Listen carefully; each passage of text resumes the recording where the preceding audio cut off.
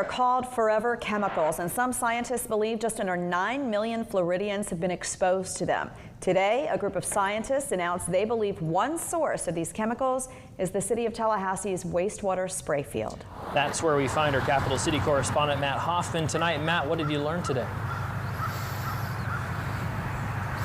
Hey guys, you know what? Take a drive out here on Tram Road. You can probably hear the cars going by. It's beautiful, right? Rural Leon County.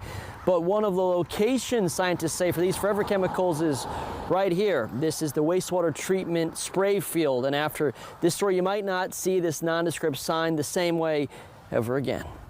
According to Tallahassee Dr. Saff, PFAS are forever chemicals that increase risk for cancer and thyroid problems.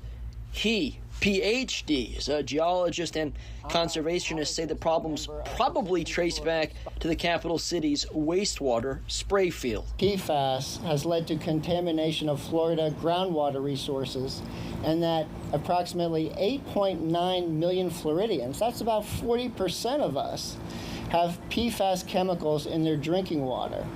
So it really wasn't a surprise when we found elevated levels in Woodville. Their ask is pretty simple. Have the city study its wastewater field, perhaps with Leon County's health department and the Florida Department of Environmental Protection helping and/or footing the bill. Given the confirmed connection between the spray field and McCullough Springs, the presence of PFAS contamination in Woodville along the flow path from the spray field to the springs, and the absence of alternative sources, it is scientifically reasonable to consider the spray fields as a potential contributor.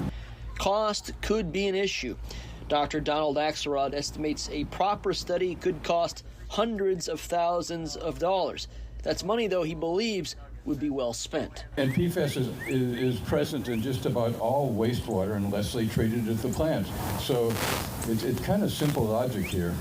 Now, to be clear, the scientists say one city well and several private wells in the Woodville area have tested positive for PFAS, though the city well does not pose any risk to residents like the public wells do.